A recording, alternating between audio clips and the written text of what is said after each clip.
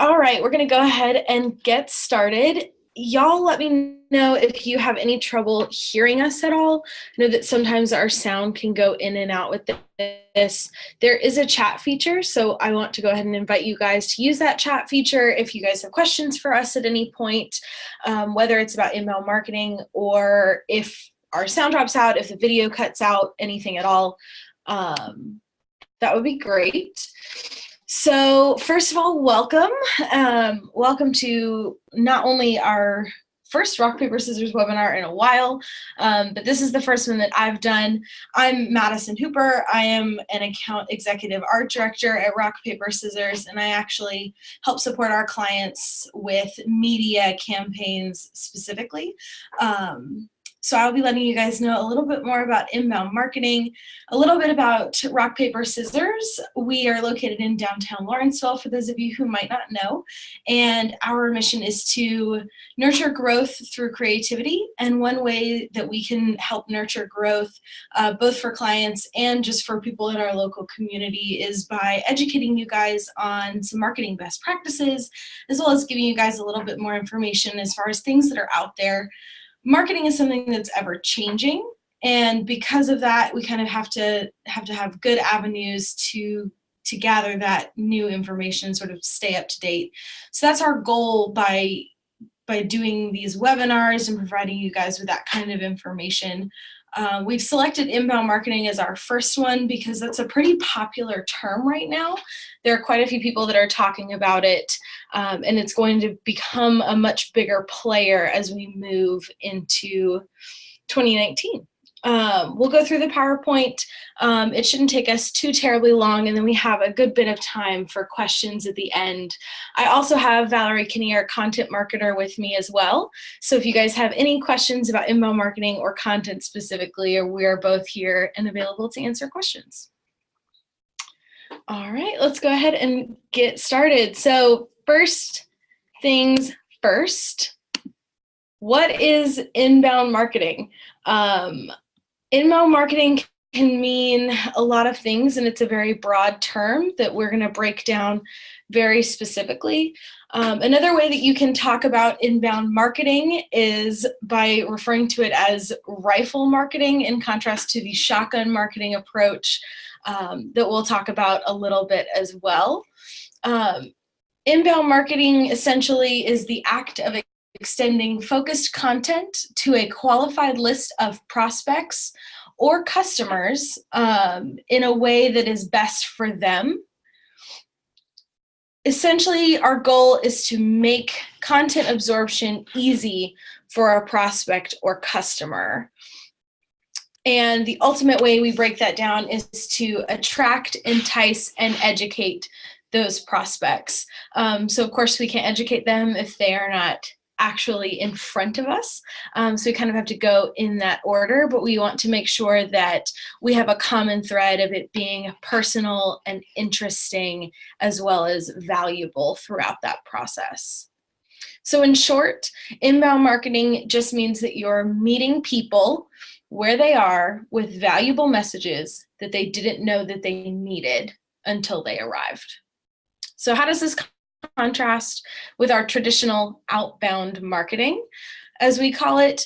Outbound marketing is more of that shotgun approach. So it's focused on blanketing tactics and can leave you and your prospects sort of fighting through the noise and trying to determine what messages are relevant to you, whether you are the customer who's absorbing that information or you're providing that message out to clients and customers. It ends up being a more awareness-focused approach, where when you're pushing out those sorts of tactics, you're really just looking for eyes and ears, and you're often dependent on the prospect sort of stumbling into that type of marketing.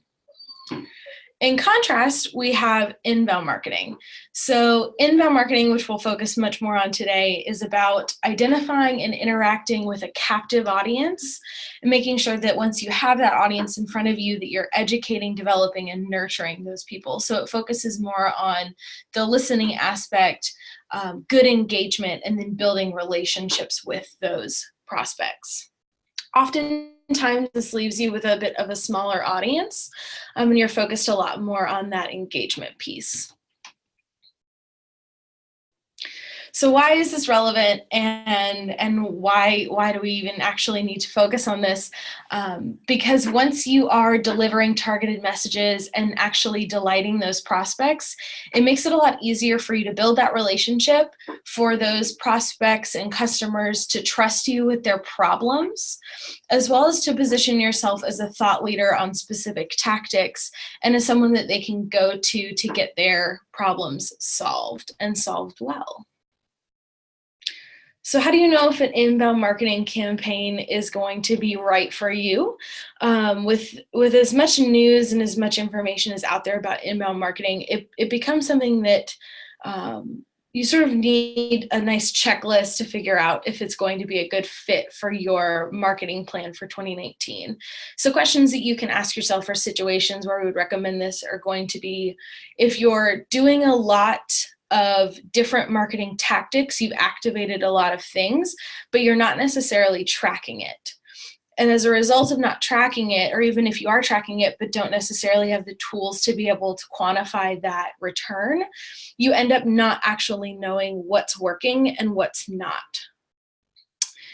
You might be in a different situation where you know that you have a lot of different audiences, but you either don't have good personas built around those audiences, and in turn, you're not actually providing messaging and talking to those audiences specifically. Another possible option is that your website is full of content, you're producing all of this great information, you're holding out a lot of different things to a lot of different prospects, and you're either not seeing the traffic to those pages, or the traffic that you're getting on the site ends up being very high, but that traffic is not converting and becoming leads. So you're producing a lot of content, people are enjoying it, people are reading it, but you might not necessarily be seeing your needles move in a positive way. Or maybe the leads that you have coming in are not necessarily a good fit. And that's something that we see happen a lot, especially with very specific clients in very, very niche areas. So the key takeaway from this is that if you're in a situation where you see that things are struggling and you're considering an inbound marketing tactic, the place to start is going to be by looking at your brand as a whole, as well as all of your marketing tactics as a whole, and really do a deep dive audit of what your overall digital footprint looks like. And in doing that, you're going to be able to find gaps a little bit easier, and it's going to be a little bit easier for you to determine what areas in your overall marketing plan and your overall digital footprint you need to supplement and increase. And it might also lead you to identify some things that you don't necessarily need to be doing as well. So with inbound marketing, how does this really change how we do marketing, and does it really change how we do marketing? It does a little bit. So with inbound marketing, you're focused on working backwards. And what that means is that we are going to look at a prospective client and really identify their problems, their pain points, and the things that they're struggling with, so that we can build content and campaigns around that information. So that leads to our second point. So we're building campaigns instead of just activating a tactic. So if you're pursuing an inbound marketing plan, or you're integrating inbound marketing in your 2019 marketing plan, you're going to want to focus on all of the different aspects that you can have that sort of touch point. So the common adage is that it takes about 7 touches for a prospect to remember before they actually convert on a specific task. So that can mean, I'm going to use McDonald's as an example. Everybody knows what McDonald's is because we see them about every 1.5 miles when you drive down the road. But if you were, for example, new to an area and they have sort of a local chain, you're probably going to have to see that sign for that chain or that restaurant about 7 times before you remember that it's there. And it's something that you can sort of recall when you're thinking about where to get dinner or something like that. So when we're building out those campaigns and we're building out the tactics that make up those campaigns, that's something that we have to take into consideration. And the last piece is that we're personal. We're much more personal. Again, we're dealing with a much smaller audience as compared to an outbound tactic like a billboard. And in working backwards and making sure that it's personal, we're focusing on determining the desired result first. So once we have what we want our final result to be, we have to build everything backwards and make sure that it's digestible and relevant and helpful all the way back up to our most broad audience, and focus on that awareness piece as well so that you can work through that funnel more efficiently.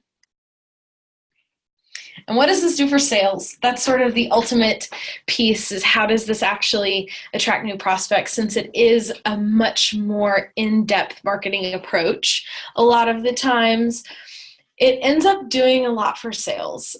You can both attract new prospects because the content and the pieces that you're creating are really solving that problem for them.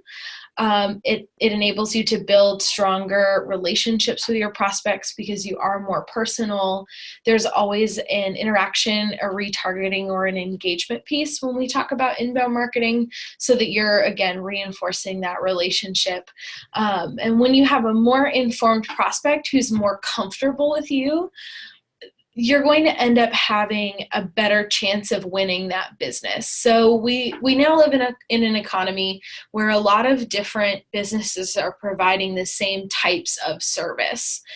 But when you're actually selecting which service you're going to go and use and you're going to give your business to, you end up picking the experience that's going to be the most valuable for you. So I'm going to use the example of transportation. So you know that you have to get from your house to the airport.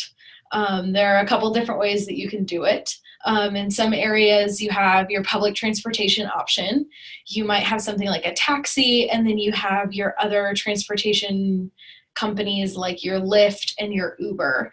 All of them will get you from point A to point B, but it's going to be your opinion and your personal history with those other avenues that will help you to determine which of those choices that you make. So oftentimes people will go the Uber or Lyft route because it is exactly where they need it to be, because they're actually calling it. It's a cost-effective option, and they've had a positive experience with them before. So what do we actually need to build a successful inbound marketing campaign? And what are those foundations? Those foundations, number one, is going to be understanding your brand, as well as understanding what makes you special. Because without that knowledge of exactly what your brand is and exactly what you're holding out to those prospects, it's going to be a lot harder for you to develop an inbound campaign if you can't sort of talk about yourself as effectively as you can and craft those solutions that you're holding out to customers around that. And one important thing to remember in this area as well is that that also includes to your whole office and your staff, in particular your marketers and your sales teams, because everybody has to speak with that same consistent voice and sort of everybody walk the same walk, since an inbound tactic is about those repetitive personal connections that all align. It's also important from a foundational piece that you understand your audience. Part of understanding your audience is that you understand what their questions are, what their pain points, concerns, and confusions are. And it's also important to remember that you have to know what excites them and what's going to get them fired up and interested, and what's going to help them to build those relationships with you. Because if you can educate and delight them throughout the process, that's going to bolster that relationship. So what elements actually make up an inbound marketing campaign if you're focusing on actually doing an implementation and building something out? The first thing we're going to talk about is a target audience. So you need to make sure that you have both your target audience list and that you know how to talk specifically to each target audience in graphics, in messaging, and in the actual locations that they're on. So you need to be aware of what marketing channels that target audience is falling on. I'm going to refer to this as the second most important piece of inbound marketing, because without understanding yourself as well as the eyes on the other end, it's more than likely not going to be as successful of an inbound marketing campaign as it could be with this information. The next piece is going to be value. So what are you handing out to them? What are you providing them with? And what extra information are they getting? So that can come in a couple different forms. That can come in the form of a white paper, so something that they can download from your site that's going to make their day or their time easier. That's something else is going to be providing them information in a blog article. You can also include things like drip campaigns in this. It's really just whatever piece of information to help them solve their problem that you're extending to them. Something else to consider when you're talking about value and what value you're providing with a prospect is the actual avenue with which that content is presented. And like we talked about marketing channels before, but making sure that you're giving that content to a prospect or a customer in a way that is easy for them to understand, digest, and then activate on their own. So another important piece for an inbound campaign is going to be workflow. And this workflow piece speaks especially to that customer service aspect. A workflow is essentially going to be having a conversation with your internal and external teams so that they know what their tasks are and can continue to provide that personalized level of service that the marketing has laid the groundwork for. And it also means when you're working on your workflows and how your customer will move through your process, it allows you to focus on each touch point that you'll have with that prospect. So if we're talking about 7 touches throughout that process, from total unawareness of your company, brand, or product to an actual conversion on a sale, you can more easily map what those touch points are going to be if you work all the way through it. One other piece is going to be your follow-up plan, because it does end up taking about 7 times for somebody to convert on something. If they reach out once, what is your plan to continue to talk to them? One way to do this is through a drip campaign, so a series of emails that you send to a prospect over a period of time to continue to educate and provide that value around one central question or problem that they have. Another piece is going to be something like retargeting. Retargeting gets into, I'm going to use Amazon as the example here. So if you are looking at something on Amazon and then you decide to close it out for the next week and a half to year, it seems, you're going to see those ads again pop up. And those are actual retargeting campaigns to help you remember, as well as to increase the number of touch points that you have with that product, so that it provides you with that personalized level of service. The next piece is going to be a tracking metric or source. So we've talked about this before when we're deciding if inbound is the way to go. If you can't track it, it makes it a lot harder for you to determine if something is working or not.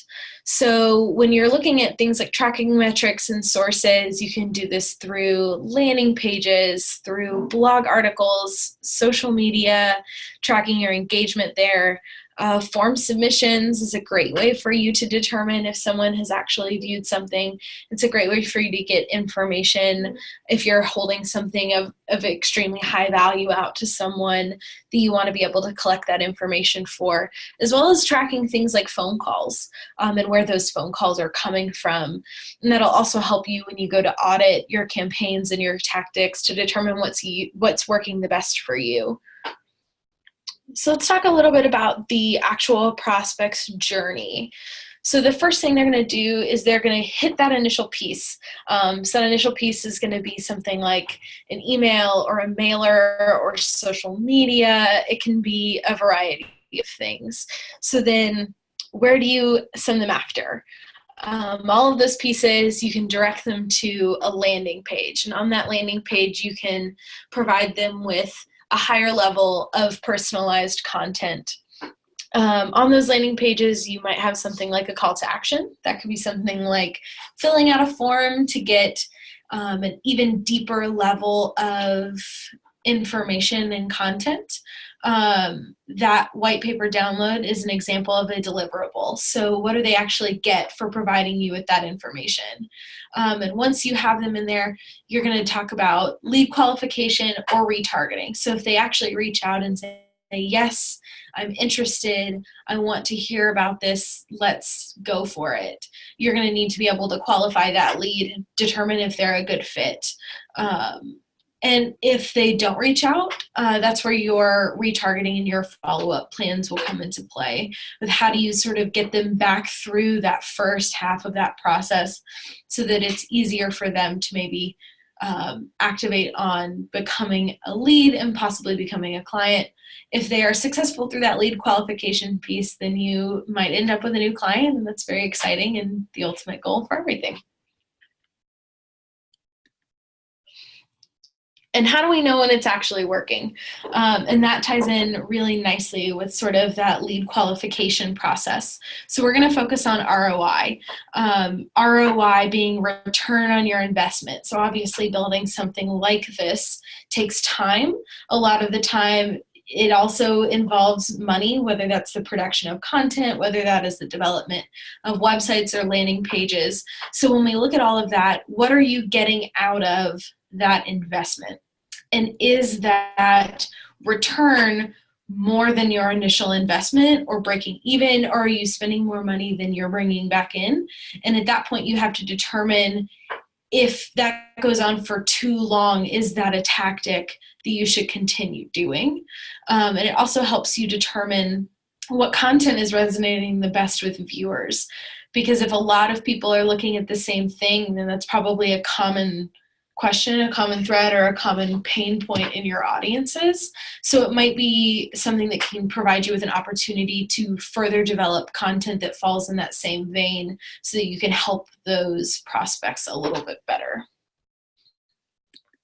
So now let's talk about technology and tools. If this is something that you guys are sort of interested in doing in your own processes or when you're building out your 2019 plans, there's sort of three big hitters with it for full service options that will sort of do multiple pieces of that puzzle.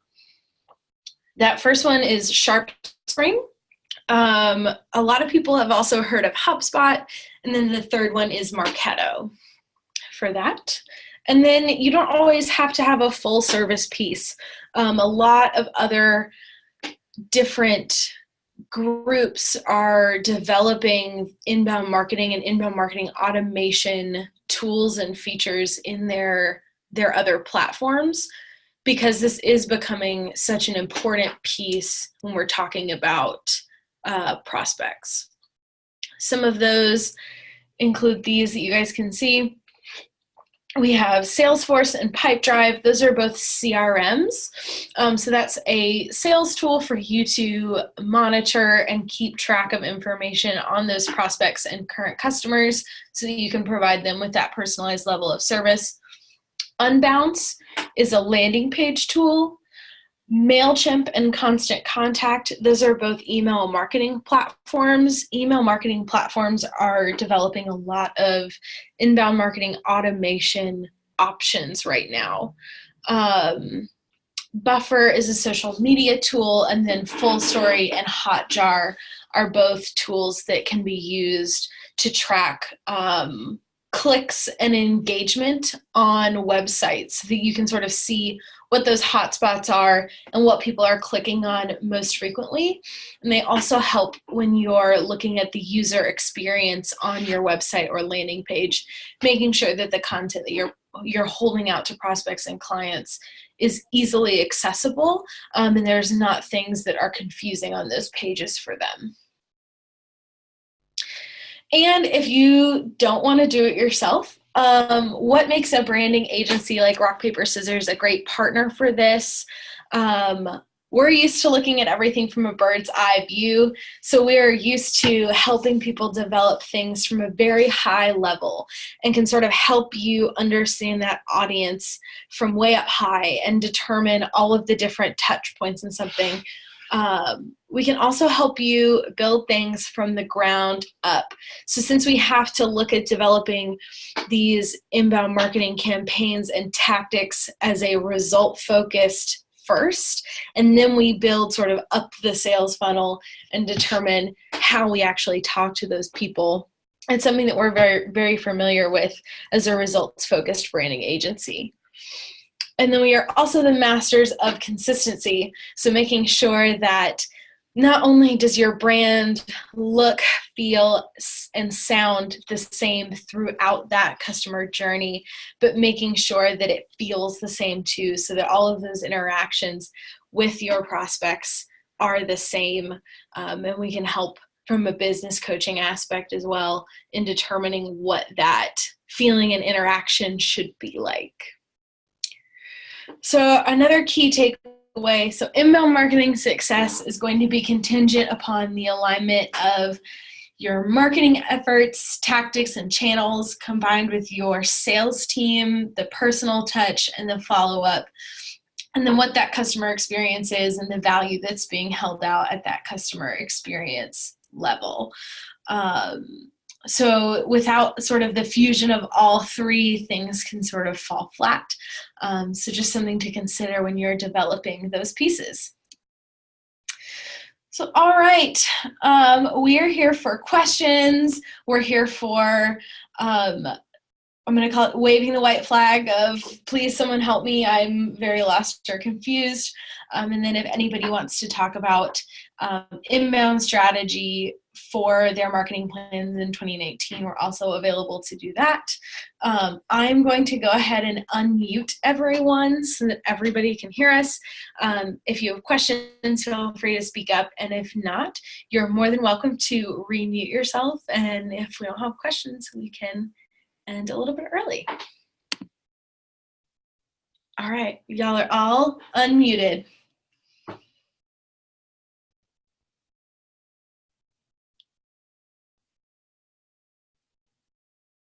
Does anybody have questions for myself or for Valerie?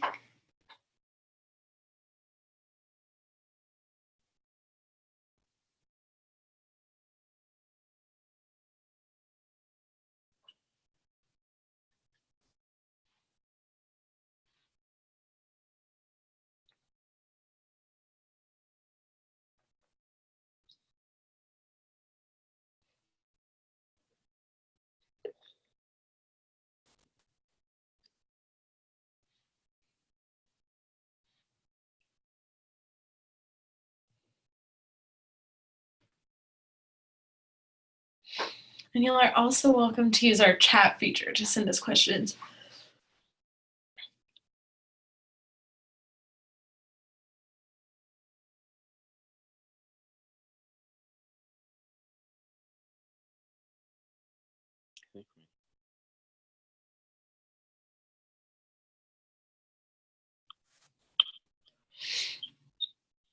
Oh, Cindy, thanks. No, we actually couldn't hear you.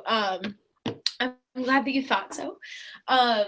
We will be sending out a copy of this PowerPoint to all of you guys who have signed up to get the information so that you guys can use this as well. And in that email, it'll come from me, so you guys will have my contact information so that you guys can see that and you can ask any questions as needed.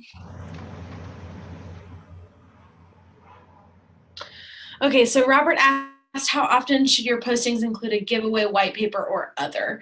The short answer for that is when it is necessary. So when you should include something like a white paper is going to be when that content is most relevant to your audience, but is not necessarily a sales piece.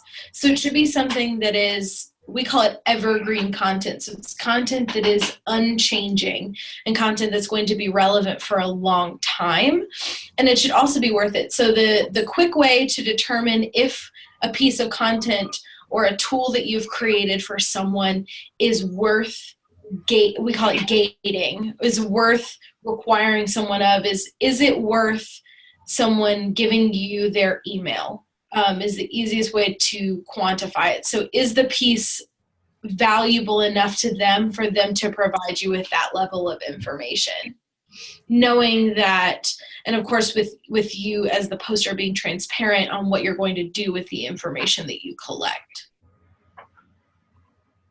Does that make sense?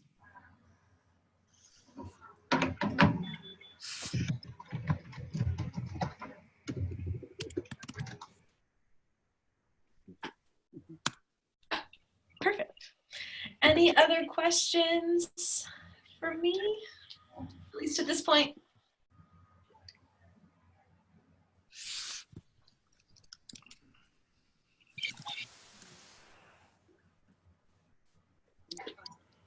All right. Yes. So Robert, yes, I can talk a little bit more about retargeting. So with retargeting, we can do it in a couple of different ways. One way to talk about retargeting is through something like a drip campaign. And with that drip campaign, it's a form of retargeting, where you are just providing additional information to people.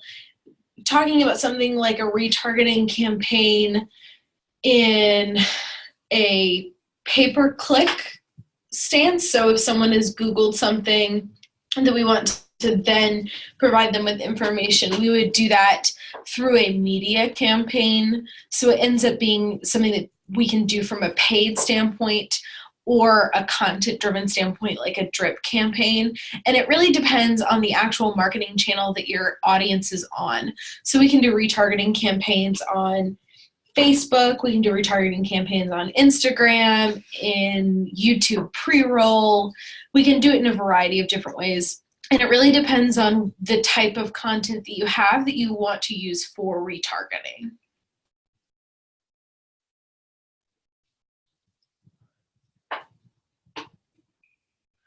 Sort of that most common instance of retargeting being the ads in like the right-hand panel of a Google search or a web page end up being pretty frequent for retail or e-commerce. It's a great way for a retail or an e-commerce based brand to re-engage their clients, whether they're existing clients that are working on something like a reordering piece,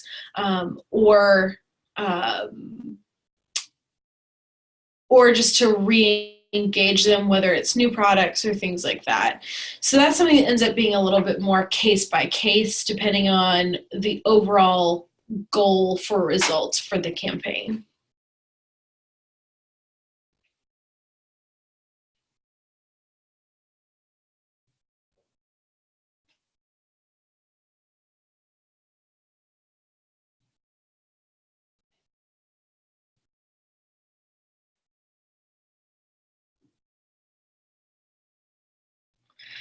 All right. Does anybody have any other questions for us?